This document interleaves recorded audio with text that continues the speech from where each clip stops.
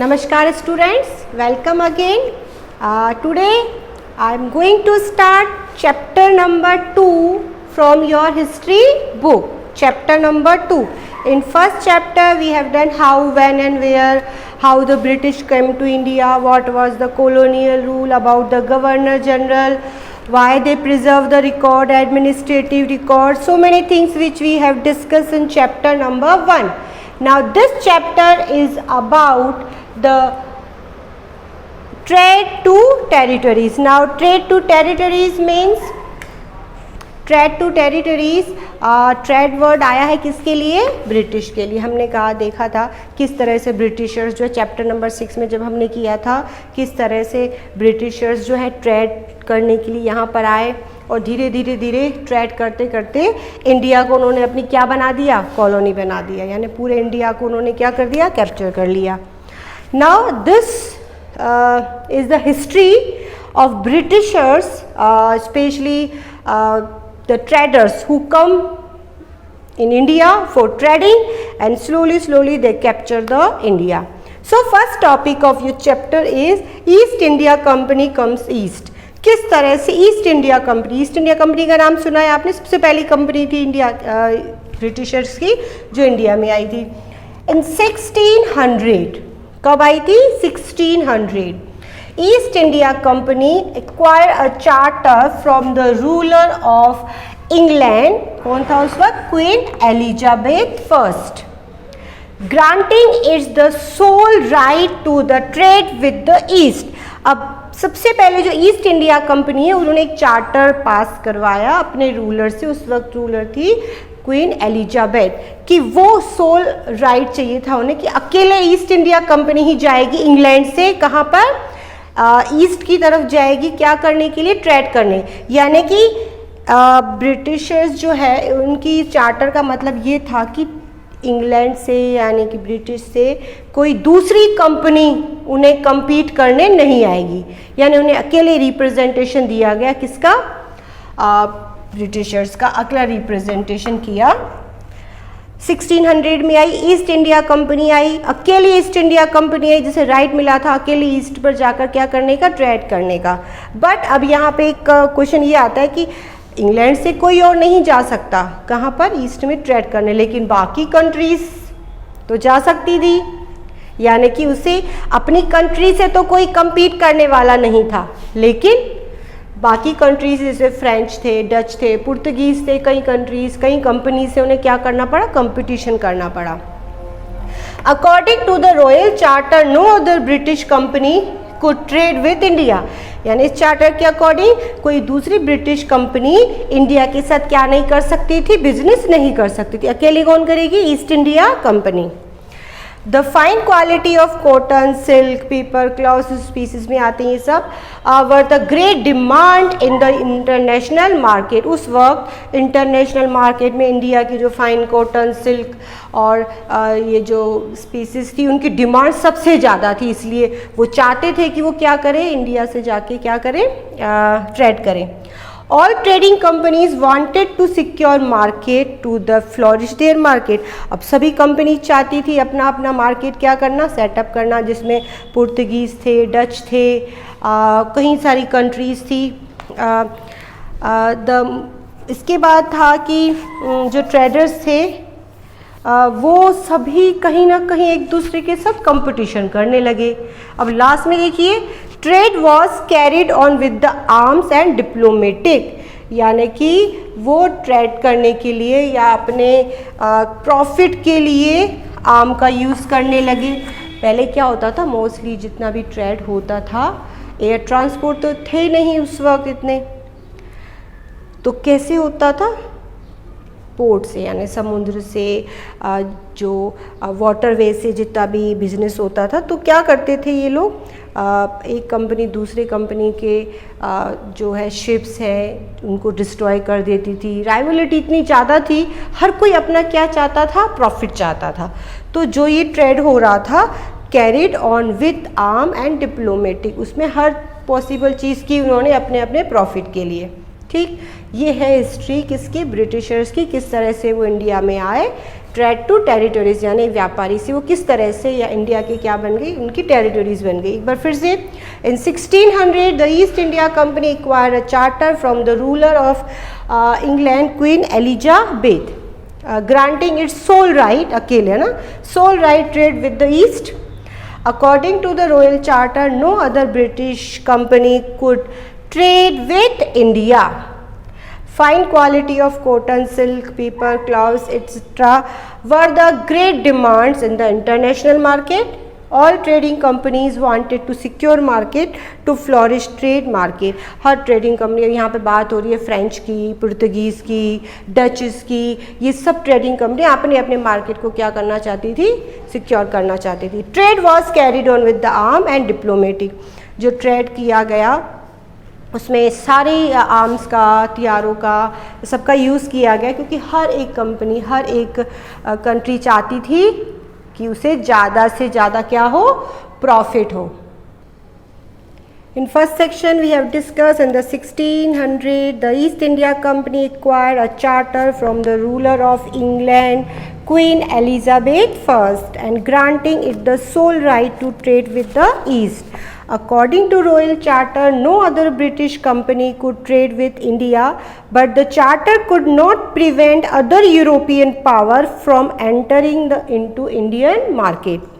Fine quality of cotton, silk, cloths were the great demand in the international market. All trading companies wanted to secure market to flourish their trade. Hence, the British had to fight other European traders, the Portuguese, French, the Dutch. Trade was carried on with arm and the diplomacy. Now next point is the East India Company begins trade in Bengal. कि कहाँ से start किया East India Company ने trade करना? So they started from Bengal. Fine. In 1651, fine, the first factory was set up on the bank of the river Hooghly. सबसे पहली factory जो setup की ब्रिटिशर ने कहाँ पर की, बंगाल में। किस रिवर के पास, हुगली रिवर के पास। कब की, 1651 में। याद रखेंगे, चीज़ें पूछी जाती हैं। The Mughal emperor Aurangzeb issued a फरमान होता था आदेश जिसको बोलते थे, इट इज़ उर्दू वर्ड है ये। The Mughal emperor Aurangzeb issued a farman granting the company the right to the trade duty free. अब उस वक्त जो रूलर था, मुगल रूलर था औरंगजेब, उसने उन्हें यहाँ पर ट्रेड करने का राइट दे दिया ड्यूटी फ्री, बिना टैक्स के। फाइन, कई बार पूछे थे सबसे पहला राइट किसने दिया था, औरंगजेब ने दिया था। एक फरमान जारी किया जिससे उन्हें यहाँ पे ट्रेड करने का राइट मिल गया। The company try to continuously to press for more concession and manipulate existing privilege. अब इसके बावजूद भी कि उन्हें ड्यूटी फ्री मिला था, बट कुछ टैक्सेस थे उन्हें उन पर लगाए जाते थे, तो उन्होंने रखा कि कंसेशन ज़्यादा से ज़्यादा मिले। अब क्योंकि उनका कंसेशन ज़्यादा होता, मैनिपुलेट करते थे चीज़ों को ताकि वो यहाँ पर ज़्यादा से ज़्यादा प्रॉफिट अर्न कर सके। तो सबसे पहले कहाँ स्टार्ट हुआ, फर्स्ट फैक्ट्री कहाँ पर इस्टेब्लिश की गई थी, बंगाल में। कब की गई थी, 1651 में। और उस वक्त मुगल एम्परर कौन था, औरंगजेब, जिसने ड्यूटी फ्री उन्हें यहाँ पे ट्रेड करने की परमिशन दे दी। इसके बावजूद भी कंपनी ने कई सारे जो हैं कंसेशंस की डिमांड की, और फिर उसके बाद उनका ट्रेड जो है धीरे धीरे बंगाल से स्प्रेड होते हुए पूरे इंडिया में फैल गया। Now students, after the East India Company begins trade in Bengal, there are so many things happen with the Britishers. And third point is how trade leads to battle. किस तरह से trade की वजह से battles बढ़ते गए, युद्ध बढ़ते गए। अब यहाँ पे देखिए, पहले बैटल राइवलिटी थी सिर्फ बिजनेस को लेकर। नाउ यहाँ पे सबसे पहले हमने देखा कि औरंगजेब ने उन्हें ये फरमान जारी किया था कि उन्हें यहाँ पे ड्यूटी फ्री परमिशन दे दी गई थी। But After the death of Aurangzeb, the Bengal Nawab asserted their powers and autonomy. अब देखिए, जब सबसे लास्ट जो पावरफुल मुगल रूलर माना जाता है वो औरंगजेब ही था। औरंगजेब के बाद जो भी रूलर्स हुए, मुग़ल एम्परर हुए, वो उतने ज़्यादा पावरफुल नहीं हुए। तो कई सारे जो रूलर्स हुए उन्होंने अपने अपने तरह से अपनी अपनी पॉलिसीज़ को रन किया। अब देखिए यहाँ पे कुछ नाम में यहाँ पे लिखे मैंने, मुर्शिद अली खान, अलीवर्दी खान एंड सिराजुद्दौला। ठीक है, ये कुछ नाम है, याद रखने आपको। Murshid Quli Khan, Alivardi Khan and Sirajuddaulah, they took several step to control the companies. अब उन्होंने क्या किया, जब धीरे धीरे ये पावर में आए तो वो जो कंपनी के बढ़ते हुए इफेक्ट से वो बहुत ज़्यादा नाराज़ थे और उन्होंने कई सारे स्टेप लिए कि किस तरह से कंपनी को जो है कंट्रोल में किया जाए, और कई सारे स्टेप्स लिए उसके लिए। सबसे पहला स्टेप था, they refuse to grant the company concession. जो कंसेशन उन्हें मिला हुआ था, जो ड्यूटी फ्री राइट मिला हुआ था, उसके लिए उन्होंने क्या कर दिया, रिफ्यूज़ कर दिया। किसे, कंपनी को, कि कंपनी को कंसेशन फ्री राइट्स नहीं मिलेगा, उन्हें क्या देना पड़ेगा, टैक्स। सेकेंड, उन्होंने क्या किया, डिमांडिंग लार्ज ट्रिब्यूट्स। जो भी वो यहाँ पर बिजनेस कर रहे थे उसके लिए उन्होंने किसकी डिमांड की, कि उन्हें ट्रिब्यूट देना पड़ेगा, टैक्स देना पड़ेगा। नेक्स्ट है, deny the company for right to the mint coin. और ये भी ऑर्डर किया कि कंपनी अपने सिक्के नहीं बना सकती है इंडिया में। ठीक है, अब ये सारे ही स्टेप जो थे वो किसके अगेंस्ट थे, ब्रिटिशर्स के, क्योंकि वो यहाँ पे प्रॉफिट के लिए थे और कहीं ना कहीं इन स्टेप से उनके प्रॉफिट क्या हो रहे थे, कम हो रहे थे। Stop company for fortification. Company ने जो अपना किलेबंदी करना शुरू किया था, फोर्ट बनाए थे, बहुत सारी आर्मीज रखी थी, तो फोर्टिफिकेशंस के लिए भी उन्हें क्या कर दिया, डिनाई कर दिया। ये कुछ रीज़न रहे। तो how trade leads to battle, की जो ट्रेड था वो धीरे धीरे किस तरह से चेंज हो गया बैटल में। अब हम यहाँ पे इन बैटल्स के बारे में, battle of Buxar, battle of Plassey, इनके बारे में आगे हम स्टडी करेंगे। The company declare that the unjust demand of official were running their trade. अब कंपनी ने डिक्लेयर किया कि जो भी डिमांड की जा रही है मुर्शिद अली खान, अलीवर्दी खान और सिराजुद्दौला, वो क्या है, अनफेयर है और उनकी जो ट्रेड है उन्हें रुन कर रही है, उन्हें डिस्ट्रॉय कर रही है। The conflict between the nawab and company finally culminated in the battle of Plassey. और लास्ट में ये इनकी जो डिस्प्यूट थी बिजनेस को लेकर, टैक्स को लेकर, कॉइन्स को लेकर, वो इतनी ज़्यादा बढ़ गई कि लास्ट में क्या हुआ, बैटल ऑफ प्लासी इसका रिजल्ट रहा।